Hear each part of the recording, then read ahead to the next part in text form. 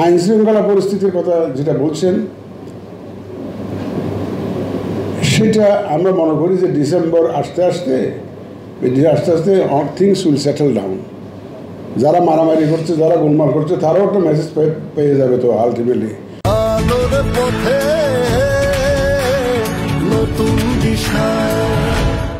মুক্তিযুদ্ধের সময় যদি হিসাব নেন, যদি স্ট্যাটিস্টিক্স নেন, সবচাইতে কম ডাকাতি হয়েছে, সবচাইতে কম চুরি হয়েছে, সবচাইতে কম মানে কোনো গোলমাল ক্রিমিনাল অ্যাক্টিভিটিস হয়েছে। কারণ সারা জাতির ফোকাস ছিল একটা মুক্তিযুদ্ধ, সারা জাতির ফোকাস ছিল মুক্তিযুদ্ধ। সুতরাং মানুষ ওদিকে আমাদের সারা দেশের মানুষজন যদি বাংলার সারা দেশ যদি চায় যে একটা সুষ্ঠু নির্বাচন হোক, যখন জনগণ যখন একত্রিত হবে, তখন দেখবেন যে ওই আইন শৃঙ্খলা পরিস্থিতি যারা সৃষ্টি করতে চায় তারা আর এটা সাহস করবে না।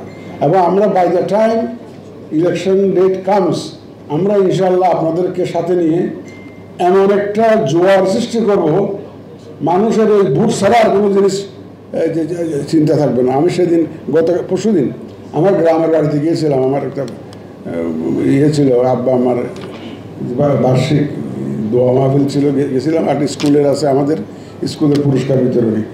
তো ওই অ্যাজ ইউজুয়াল আগে যখন সচিব ছিলাম, যখন দেশে যেতাম, সব নেতারা এসে বক্তৃতা দিত বড় বড় গলায়, আমাদের এই রাস্তা হয় নাই, আমাদের এই এনভায়রনমেন্ট নাই, আমাদের এই ইলেকট্রিসিটি নাই, স্যার এটা আপনার ছাড়া হবে না, আপনি এটা করে দিতে হবে, ওটা করে দিতে হবে। তাদের সেই একই টুনে আমি যখন গেলাম, আবার সেই একই রকম বক্তব্য, সব নেতারা এসে বক্তব্য দিতেছে, স্কুলের শিক্ষকরা তারা বক্তব্য দিতেছে, তা দাবি দেবো আমার কাছে সরকারের থেকে আদায় করে দেবো।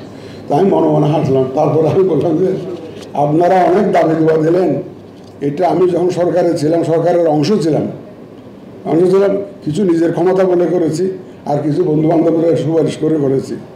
কিন্তু এখন আমি সরকারের থেকে অনেক দূরে, আমি আইন দ্বারা বাড়িত। আপনাদের এই বক্তব্য আমি শুনলাম, কিন্তু আমার কোনো ক্রিয়াও নাই, প্রতিক্রিয়াও নাই।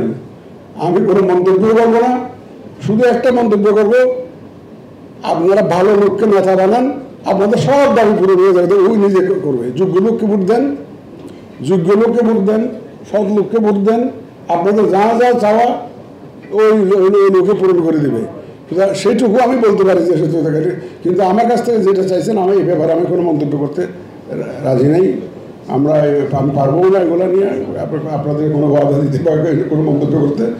তবে সুতরাং আমার আপিল থাকবে, আপনারা সবাই মিলে ভোটের কেন্দ্রে আসেন, ভোটের কেন্দ্রে পাহারা দিবেন যাতে ভোট ডাকাতি না হতে পারে। আর যোগ্য লোককে ভোট দেবেন, যোগ্য লোককে ভোট দিলে আপনারা সব সমস্যার সমাধান তারাই করে ফেলবেন। এটা বলে আমি কোনো রকম চলে আসছি। যাই হোক, আপনাদের সবাইকে ধন্যবাদ। অনেক লম্বা সময় নিলাম আপনাদের। ইলেকশন ডেটের প্রায় অন্তত 2 মাস আগে শিডিউল ডিক্লেয়ার করা লাগে। যদি ডিসেম্বরে হইতে হয়, আমাকে অক্টোবরের মধ্যেই শিডিউল ডিক্লেয়ার করতে হবে। কারণ নমিনেশন ফাইল থেকে আরম্ভ করে, স্ক্রুটিনি থেকে আরম্ভ করে, উইথড্রয়াল থেকে আরম্ভ করে, আবার আপিল টাপিল করবে, সব কিছু, আবার ক্যাম্পেইনের জন্য সময় দেওয়া, এগুলো সব মিলে আমার তো 2 মাস তো লাগবেই। তখন ডিসেম্বর হতে গেলে আমাকে তো অক্টোবরের মধ্যে শিডিউল ঘোষণা করতে হবে, যদি ডিসেম্বরে হতে হয়, তাই না? 2 মাস আগে ডিক্লেয়ার করা লাগে, শিডিউল ডিক্লেয়ার করা লাগে।